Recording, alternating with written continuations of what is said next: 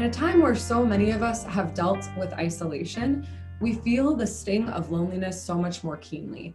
And that is why healthy, life-giving relationships are so key. A Harvard study cited the close connection of happiness in healthy relationships with spouses, family, friends, and social circles. Healthy relationships have even been linked with less stress, better healing from surgical procedures or illness, a healthier lifestyle, a greater sense of purpose, and a longer life. So we can assume that healthy relationships are key to our emotional and physical well-being and in essence, our very survival. So what about unhealthy relationships? According to the National Foster Youth Institute, it's estimated that 60% of child sex trafficking victims have a history in the child welfare system.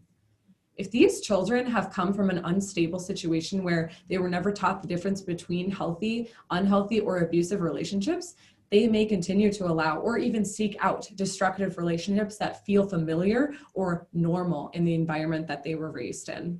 So as you raise your kids, it is so key to clue them into what a healthy relationship is by modeling it for them. For example, if you are showing manipulation in your relationship to your child rather than being open and honest, you are modeling that as acceptable behavior for them to practice and tolerate. If kids don't know what a healthy relationship looks and feels like, they will accept unhealthy relationships and behaviors that are unacceptable in a healthy relationship, making them vulnerable to bullying, abuse, or even trafficking.